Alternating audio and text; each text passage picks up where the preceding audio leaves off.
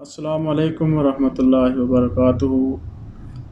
آج کی نشست میں جیسا کہ ہم نے اس سے پہلے کی نشست میں سورہ فاتحہ کے متعلق سوال کیا تھا، تو اس میں ہمیں سورہ فاتحہ کی پہلی آیت کے آدھے حصے کے متعلق یعنی الحمدللہ کے متعلق بڑی وضاحت کے ساتھ علی اصغر عظیمی صاحب نے رہنمائی فرمائی۔ تو آج ہم انشاءاللہ اس کا اگلا حصہ یعنی رب العالمین، اس کے متعلق آپ سے سوال کریں گے کہ رب العالمین سے کیا مراد ہے اور اللہ تعالیٰ کس طرح عالمین کو پال رہا ہے، اس کے متعلق ہمیں رہنمائی عطا کریں۔ بسم اللہ الرحمن الرحیم۔ پچھلی نشست کے تسلسل میں جب ہم اس بات پہ غور کرتے ہیں کہ سب تعریفیں اللہ کے لیے ہیں، جی، تو سوال یہ پیدا ہونا چاہیے کہ سب تعریفیں اللہ کے لیے کیوں ہیں، کیا وجہ ہے کہ سب تعریفیں اللہ کے لیے ہیں؟ تو اس کی پہلی جز یہ ہے کہ اس لیے سب تعریفیں اللہ کی ہیں کہ وہ رب العالمین ہے۔ عالمین کو پالنے کا، وسائل اور اسباب مہیا کرنے کا ذمہ اللہ نے اپنی صفت ربوبیت کے ذریعے اپنے ذمے لے لیا ہوا ہے۔ ٹھیک ہے، نظام ربوبیت کو ہم غور کریں گے کہ نظام ربوبیت ہے کیا، اور وسائل و اسباب کی جو کریشن ہے یہ کیسے کی جاتی ہے، اور یہ ساری حمد اللہ ہی کے ذمے کیوں کر دی گئی کہ اللہ نے ربوبیت کے نظام کو، نیٹ ورک کو ایسا بنایا کہ ایک چیز کے ساتھ دوسری چیز کا جو تسلسل ہے وہ قائم ہے۔ اس کی میں مثال یوں دیتا ہوں کہ ایک بندے کا خرچ دوسرے کی آمدن ہوتا ہے۔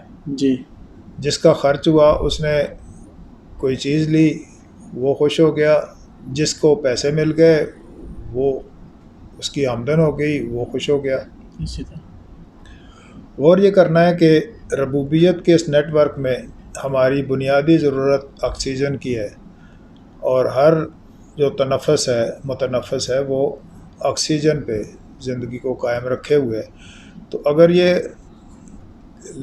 ارب ہا قسم کی مخلوق ہے اور سارے آکسیجن کنزیوم کر رہے ہیں، تو آکسیجن کو ختم ہو جانا چاہیے یا اس کا سٹاک کہاں ہونا چاہیے؟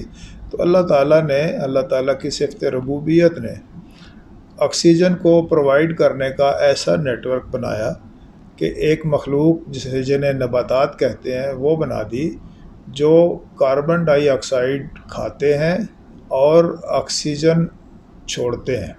جی، اسی طرح ہر متنفس آکسیجن کنزیوم کرتا ہے اور کاربن ڈائی آکسائڈ چھوڑتا ہے۔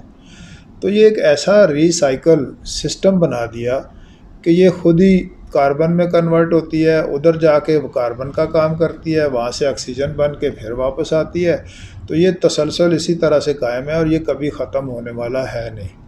جی، تو یہ نہ ختم ہونے والا سلسلہ آکسیجن کی پروڈکشن کے حوالے سے ہم نے غور کیا، تو ایسا نیٹ ورک بنایا یہ اللہ ہی بنا سکتا ہے، اس کے علاوہ کوئی ایسا نہیں ہے جو اس طرح کا نیٹ ورک بنائے۔ بالکل، یہ ایک مثال تھی آکسیجن کی۔ اب ہم دوسری مثال لیتے ہیں کہ اللہ تعالیٰ نے آسمان سے بارش برسائی جی، اور زمین میں نباتات اور پانی کی سے زندگی کو متحرک کر دیا۔ وَجَعَلْنَا مِنَ الْمَاءِ كُلَّ شَيْءٍ حَيٍّ، قرآن کی آیت ہے کہ ہم نے ہر زندہ شے کو پانی سے پیدا کیا۔ پانی کے اوپر جب ہم غور کرتے ہیں تو آسمان سے برستا ہے، نیچے آ کے گلیشیئر بنتا ہے، کبھی ندی نالوں میں سے بہتا ہوا، فصلوں کو سیراب کرتا ہوا، تمام مخلوقات کی ضروریات کو پورا کرتا ہوا سمندر کی طرف جاتا ہے، اور سمندر سے ہوتے ہوئے ایویپوریٹ ہو کے بھاپ کی صورت میں پھر اٹھ جاتا ہے، اور اسے ہوا اور بادلوں کو اٹھائے پھرتی ہے، پھر وہ آسمان میں چلے جاتے ہیں، پھر وہاں سے پھر برستے ہیں۔ تو پانی کا ایک قطرہ بھی کہیں کنزیوم نہیں ہوتا، وہ مختلف شکلوں میں سیراب کرتا ہوا پھر ری سائیکل کے سسٹم سے واپس آتا ہے اور سمندروں تک پہنچتا ہے، دریاؤں میں جاتا ہے، نباتات کو فیڈ کرتا ہے، حیوانات کو فیڈ کرتا ہے، انسانوں کو فیڈ کرتا ہے۔ تو پانی کا نیٹ ورک ہے، یہ کبھی ختم ہونے والا ہے نہیں۔ جیسے آکسیجن کا آٹو سسٹم، اسی طرح ہم نے دیکھا پانی کا آٹو سسٹم۔ جی، اسی طرح آپ نباتات کو دیکھ لیں، پھلوں کو دیکھ لیں کہ جب درخت پیدا ہوتا ہے پھر اس کو اوپر پھل لگتا ہے، پھل کھایا جاتا ہے، اور وہ پھل کے بعد اس کے اندر سے بیج پھر زمین میں جاتا ہے، پھر پودا پیدا ہوتا ہے، پھر وہ پھل دیتا ہے۔ اب اس کے ساتھ ساتھ وہ جو پھل اور فروٹ جو ہے وہ کنزیوم بھی ہوتا ہے، اور پھر اس کی ریپروڈکشن کا سسٹم بھی ہے۔ ہم گندم اور اناج کھاتے ہیں، اور اس کا جو فضلہ جاتا ہے وہ دوبارہ سے زمین میں کھاد کی صورت میں جاتا ہے، وہ پھر سے گندم کو پیدا کرتا ہے۔ تو یہ ایک ایسا ریسائیکلنگ کا نظام رکھا گیا ہے کہ اس میں کوئی بھی چیز آٹو پہ لگی ہے اور خود بخود کام کر رہی ہے۔ جی اب اس پہ جو غور کرتے ہیں تو یہ اس وقت احساس ہوتا ہے کہ یہ اللہ تعالیٰ نے جو نظام ربوبیت قائم کیا عالمین کے اندر ایک دوسرے کے ساتھ، یعنی ہر مخلوق، ہم غور کرتے ہیں کہ بعض جو ہے وہ چھوٹے پرندوں کو شکار کر کے کھا لیتا ہے، چھوٹے پرندے چڑیاں جو ہیں وہ پتنگوں کو کھا لیتی ہیں۔ اب اسی طرح نباتات ہیں، گھاس پھوس ہے، وہ جانور چر لیتے ہیں، وہاں سے ہمیں دودھ ملتا ہے، گوشت ملتا ہے۔ تو نظام ربوبیت ایسا نیٹ ورک ہے کہ اس کو آٹو پہ رکھا گیا، اور یہ آٹومیشن اس کی جو ہے اس طرح سے بنائی گئی کہ یہ کبھی ختم نہیں ہوتا۔ وسائل و اسباب کی ترسیل، ان کی تخلیق، ان کی ترسیل، ایسا نیٹ ورک یہ کوئی اور ذہن بنا ہی نہیں سکتا، یہ اللہ ہی کا کام ہے۔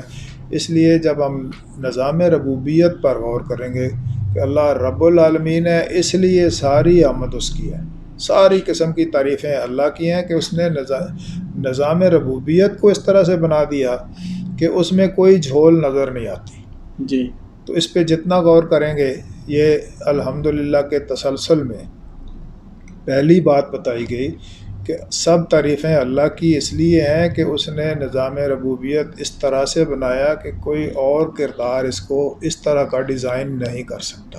بالکل۔ تو سب تعریفیں اللہ ہی کے لیے ہیں، یہ ہم کہنے پر مجبور ہیں۔ تھوڑا سا غور و فکر، تفکر اپنے روزمرہ کے معمولات میں، اپنے سانس لینے میں، اپنے کھانے پینے میں، اور ری سائیکلنگ کے سسٹم پر توجہ کریں گے تو آٹومیٹک آپ کے منہ سے یہ لفظ نکلے گا، سب تعریفیں اللہ ہی کے لیے ہیں۔ اللہ تعالیٰ ہمیں غور و فکر کی صلاحیت عطا فرمائے۔ بہت شکریہ۔ آج رب العالمین کے متعلق جو ہمیں رہنمائی کی گئی بہت اچھے طریقے سے سمجھایا گیا۔ دعا ہے کہ اللہ تعالیٰ علی اصغر عظیمی صاحب کے علم میں مزید ترقی عطا فرمائے۔